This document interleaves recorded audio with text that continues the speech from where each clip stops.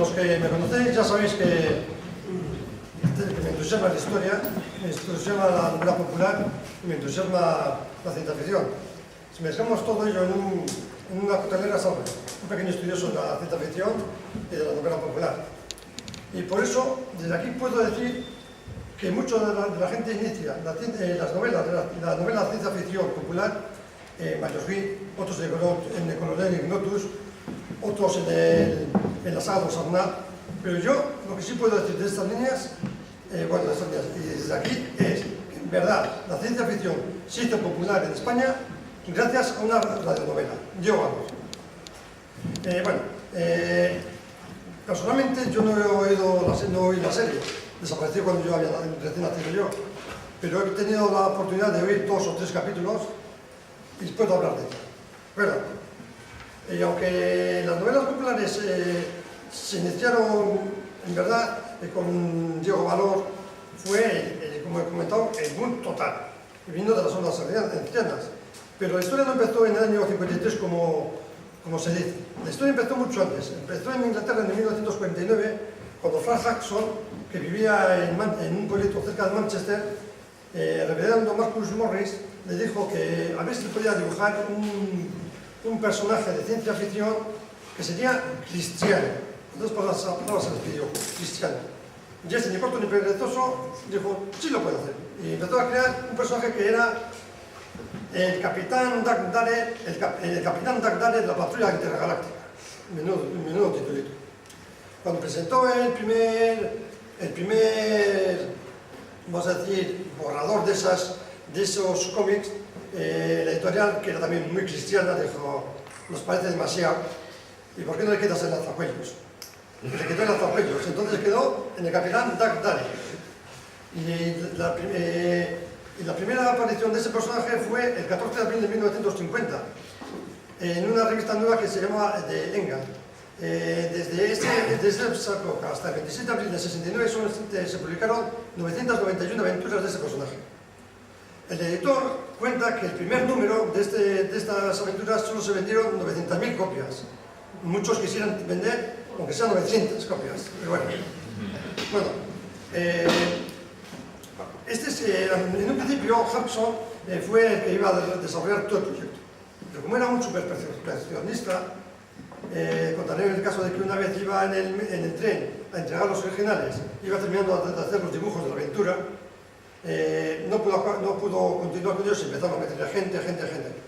No me voy a extender mucho en la historia porque luego la editorial se vendió a uno, pasó a otro. Bueno, en España estas historias solamente conseguimos verlas en un cómic que apareció en 1987, después de casi 20 años de que se desaparecerían del mercado. Pero bueno, tuvo un éxito totalmente tremendo. Cuando digo totalmente tremendo, hubo un merchandise de esas cosas abismal. Todo lo que tendría el nombre de Dan Dare se vendía. Y las cosas que no tenían el nombre de Dan Dare se hacía un apaño y a todo por saco. Era de Dan Dare. Bueno, llegando en el caso que en el 50 aniversario de este personaje, la ciudad de Manchester, espérate que me perdí, no, de Southport, le hizo una estatua en una de las plazas de la ciudad. ¿Os imagináis que en el año 60 harían una estatua al Capitán Trueno o al Jabato? Yo no, en España, yo no me imagino, pero bueno. Fue tanto el auge que tuvo esto que hasta Elton John, el cantante, le dedicó una canción en un disco de los suyos, en 1975. Y bueno, ya para terminar con ese personaje, tuvo tanto éxito en Inglaterra que en Luxemburgo hicieron una radionovela que duró 4 años. No tuvo mucho éxito, pero bueno. Pero aquí en España, hemos empezado ahora ya con el tema de España, las cabezas pensantes de Radio Madrid tenían intenciones de hacer una radionovela fantástica. Recordemos que estamos hablando de los años 50, la televisión, nada de nada. Las radionovelas, todo el mundo seguía las radionovelas en la radio y era como eran las teleseries y el Gran Hermano. Bueno, entonces la editorial Publicidad CID, una empresa que se dedicaba a hacer la publicidad de la cadena SER, compró los derechos del cómic. La cadena SER, como era muy lista y quería hacer esa radionovela, dijo, Dios mío, aquí tenemos lo más. Tenemos, por una parte, un personaje que ha tenido muchísimo éxito en Inglaterra. Tenemos nuestra editorial, bueno, nuestra publicidad es la que nos tiene los derechos. Entonces, si hacemos nosotros la novela de esto, nos evitamos líos. Y efectivamente, el 17 de diciembre de 1953, no puedo asegurar que sea ese día exacto, porque tengo un dato sacado de hace muchísimos años y no lo puedo confirmar. Fue cuando, después de una gran labor de los técnicos, salió por primera vez en antena las aventuras de Diego Valor, que así le llamaron a Dan Daniel. En Radio Madrid, que era la cabeza visible de la cadena SER, cogió a todos sus mejores técnicos y les hizo hacer efectos especiales. No había habido nunca efectos especiales de ciencia ficción en la radio, entonces tuvieron que inventarse cantidad de efectos. Tenía costumbre de hacer con los caballos, con la sierra, la lluvia, pero ¿y cómo hace la salida de una nave espacial? ¿Y cómo puede sonar una batalla con pistola láser? Entonces tuvieron que trabajar muchísimo. Bueno, pero según Pedro Barea en su libro La estirpe de Sautier Casaseca, el libro empezaba las historias con El amor de las tres naranjas de Sergi Pocorquec, un nombre muy raro. Y después los momentos de acciones eran de sones de Urano el Mago, del sexto movimiento de los planetas de Hawks. Pero era septiembre de 1955 cuando se inició una nueva aventura. El personaje era Diego Valor y el príncipe diabólico, pero se cambió la carátula musical y con ella llegó la verdadera identificación de la serie. Estaba compuesta por Trubicelli en la música y la letra era de Javi. Más o menos decía así: adelante, soldados de la tierra, volar hacia el espacio misterioso. No temáis de los azares de la tierra, mostrar en todos mundos vuestro ardor. Os guía valiente y vigoroso el gran Diego Valor. Estamos hablando de los años 53, suena muy a los años 53. Bueno, esta melodía era muy marcial, a la vez pegadiza, y era en la sintonía de la novela. Chaval que oía esa música por la calle, gritando a casa. Bueno, en un principio, por Radio Madrid empezó a emitir a las 12 del mediodía, bueno, 12:30. Los chavales a todo correr salían de la escuela y iban corriendo a eso, que les hacía un gran favor a las madres, ya que si no se entretenían por ahí y a la hora de la comida se pasaba. Pero luego, viendo que tenía coincidencia esa radionovela con otra gran radionovela, que era de José Mayor, que eran dos buenos hombres, dijo, ¿y si cogemos y hacemos un programa de radio con los dos programas juntos a las 7 de la tarde?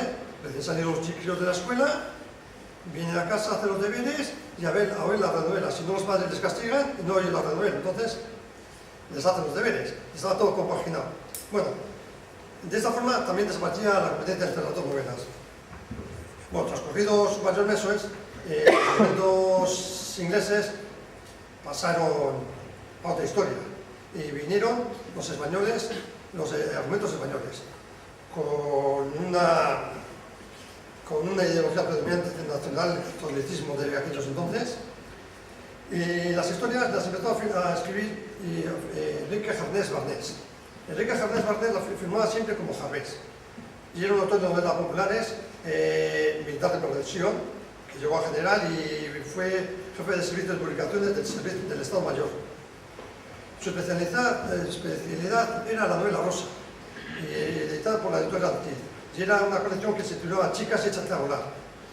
Nos imaginamos de eso. Su verdadero,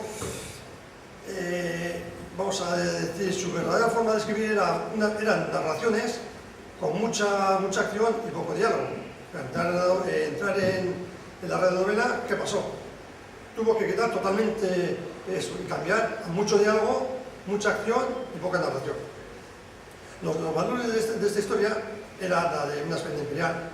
Recordemos que la capital del mundo era Madrid y parte del universo del español.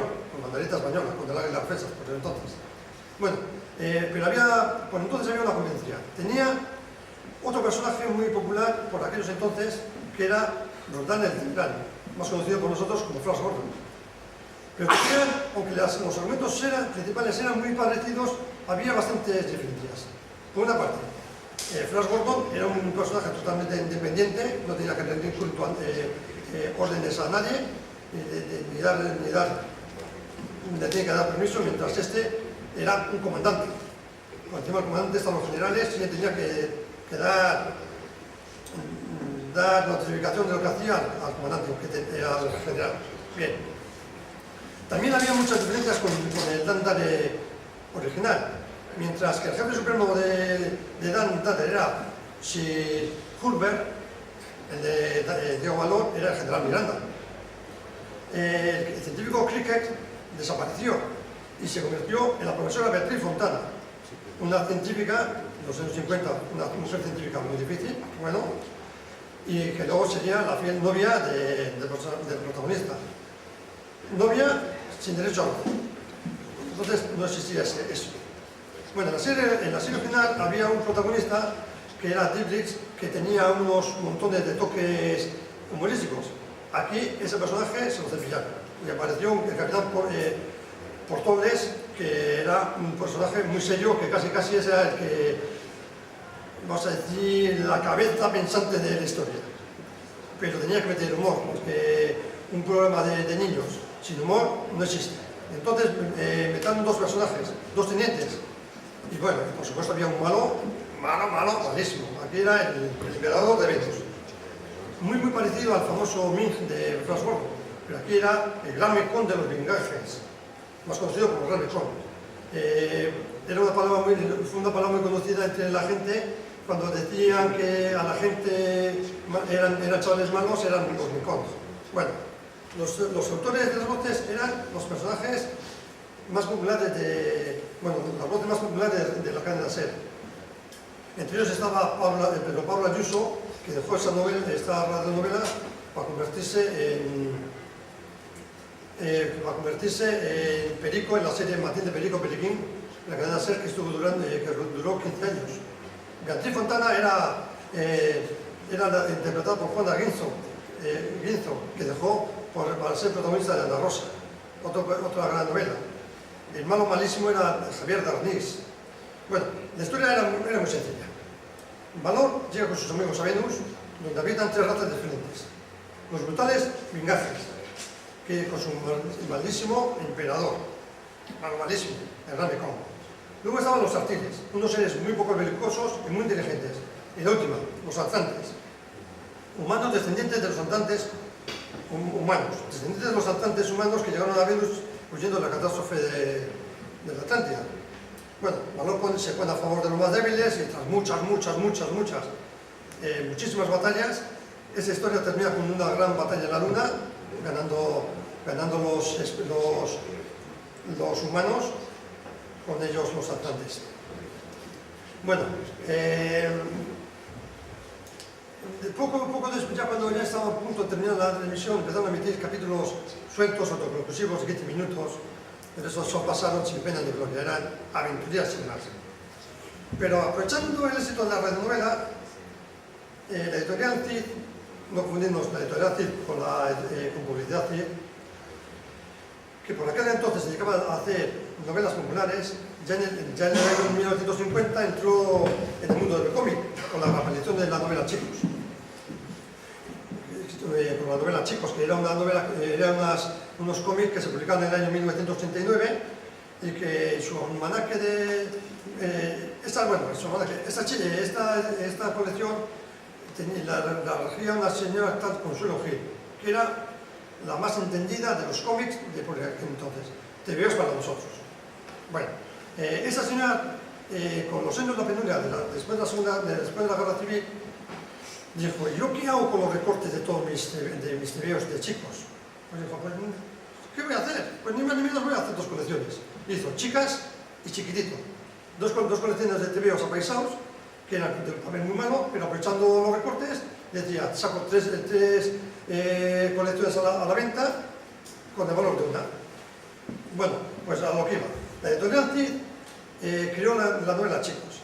Y en su almanaque de 1950 nos empezó con las primeras historias de ciencia ficción. En ella nos contaba una historia de un ladrón, un científico ladrón, que construye una máquina topo con la cual iba excavando por las tierras, iba a los bancos y se llevaba todo el dinero y nadie descubría.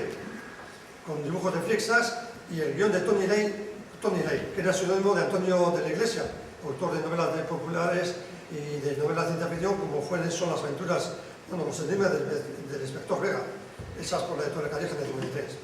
Bueno, pero viendo la buena acogida que tuvo la editorial con Chicos, le dijo a Consuelo Gil, que la había contratado: ¿y por qué no hacemos una historia con las de Diego Valor? Digo, pues vale, cogemos los recortes de estas y las aprovechamos.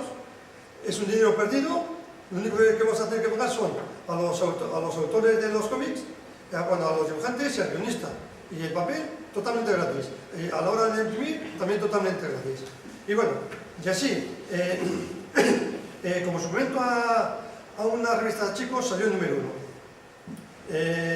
El precio de bueno, el tamaño era de 10 centímetros por 21. Aquellos que eran así, los que veíamos del Jabato, el Capitán Trueno, eso, bueno. Y el precio, el más irrisorio del mundo, lo más barato que había, 50 céntimos de peseta. Las portadas eran a color y los dibujos de interior en blanco y negro. Bueno, pues para la creación de estos cómics se pensó en hacer a Francisco Blanes, un gran dibujante y que hizo el número 1. Pero dijo: oye, yo no puedo hacer tantos dibujos en un día, en una semana. Me es imposible hacer un cómic a la semana. Entonces dijo: si tú puedes hacer, ¿qué hacemos? Si estamos ya metidos en el proyecto, ¿y cómo hacemos? ¿Qué queremos hacer? Y Consuelo Gil dijo: pues ¿qué no hacemos una cosa? Cogemos a Lorenzo Rodríguez y a Adolfo Álvarez Bulla y les mandamos dibujar, que son dibujantes de Publicidad Cid, que trabajan para nosotros. Pues adelante. Y el guión se lo vamos a mandar a que nos está haciendo los guiones de las novelas, a Jarvés. Pues vale. Y bueno, y así empezó a funcionar la colección. Muy buena venta. Sí, muy buena venta, pero como todo llega a los problemas. La editorial Cid tenía a esos dos dibujantes en su casa. Y dijo: joder, estáis trabajando para mí, os estoy pagando yo y estáis haciendo dibujos para la editorial Cid. Eso no puede ser. Tenéis que dejar de dibujar para la editorial Cid. Entonces, estos señores dijeron: pues nosotros no queremos ser eternos de ese asunto. ¿Y qué hacemos? Pues en nuestros ratos libres lo dibujamos. Y entonces empezó a decaer ya un poco la colección, los dibujos eran cada vez peores, eran más mediocres. Aquí ya estáis viendo los cambios de dibujo. Y bueno, y poco a poco sí llegaron, con una cúspide tremenda, que fue el almanaque del año 1965, que se tituló Almanaque 2005, en los cuales hubo una cosa muy curiosa.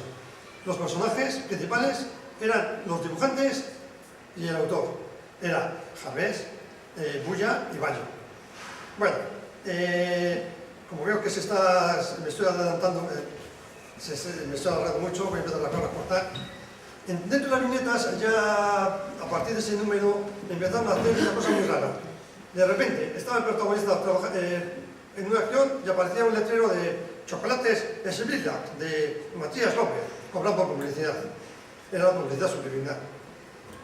Bueno, pero como llegó un momento de que la editorial Chilla dijo: ya no puedo más, terminaron una aventura dejaron una aventura sin terminar. Poco después volvió a salir ya con otro dibujante, con White, y con las portadas de Jano, nuevas aventuras. Pero ya poco a poco se fue desvirtuando, hasta que en febrero de 1964, esa colección llegó a su fin, desapareció.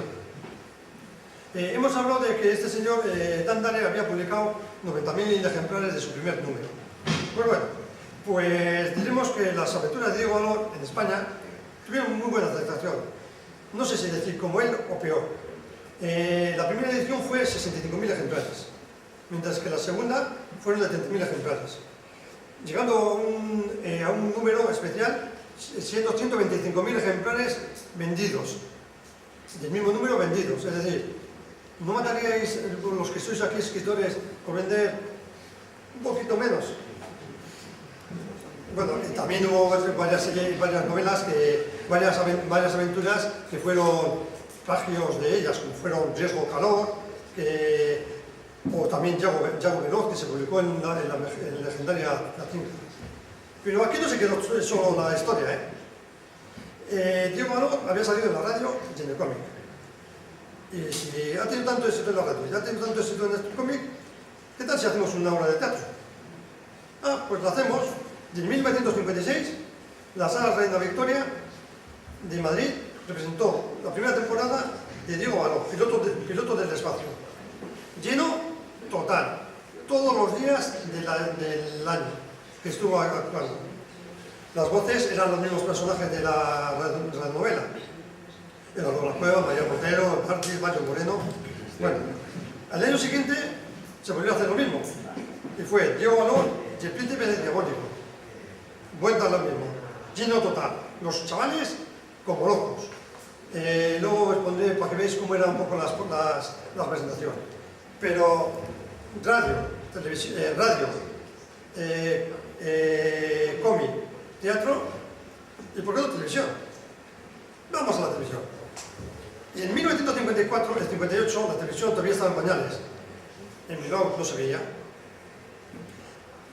No se atribuye ni más ni menos que con Diego Valor y Los Hombres sin Rostro. Una serie de 20 capítulos de 25 minutos de duración, con Ignacio Bou como Diego Valor, Pilar Arenas como Beatriz Fontana y Mario Moreno siendo la víctima. Se inició las emisiones el 27 de abril del 58. Yo entonces no había nacido. Bueno, sí, yo tenía 4 días. Bueno, he pedido cantidad de veces más información de la Radio Televisión Española y por aquí me pasa María. Nadie ha querido saberme. Posiblemente me tendrían archivos, imagino yo. Y bueno, y ya para terminar, hemos hablado de radionovela, cómic, teatro, televisión. Ya me falta, hombre, vamos a hablar un poco de música. ¿Cómo música? No. La casa de discográfica Philips dijo por aquellos entonces, si esto se ha tenido tanta venta con los TVOs y con las presentaciones, pues yo voy a coger a estos señores y les voy a decir que me cuenten una historia de Diego Valor y la voy a meter en dos CDs. CDs no, pero entonces eran no plays. No plays, de 45 minutos de celebración. Y perfectamente montó una historia que se llamaba Un loco peligroso y otra Los monstruos dormidos. Y bueno, en la casa de juguetes, como no. También todo lo que tendría de Diego Valor, por ello. Muñecos articulados, pistolas, recortables, bueno, de todo. Pero bueno, y como no me quiero entender más, os diré que después de 1200 emisiones, 5 por semana, de esta historia, de este señor Diego Valor, pasó sin pena ni gloria, porque en España no tenemos memoria histórica.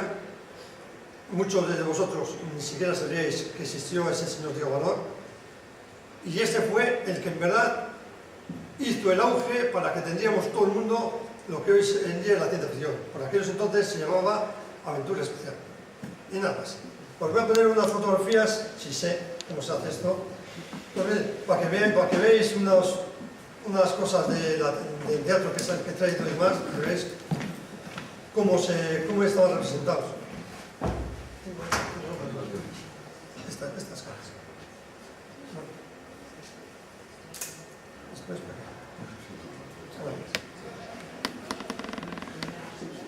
ahí tenéis el juguete de Diego Valor, el articulado, los arremboys famosos de por aquellos entonces, que solamente se le llamaban a los brazos. Aquí veréis los esqueletos de Diego Valor, que luchaba contra Diego Valor en la obra de teatro. Más, aquí nos tiene nuestro Diego Valor, el famoso Diego Valor.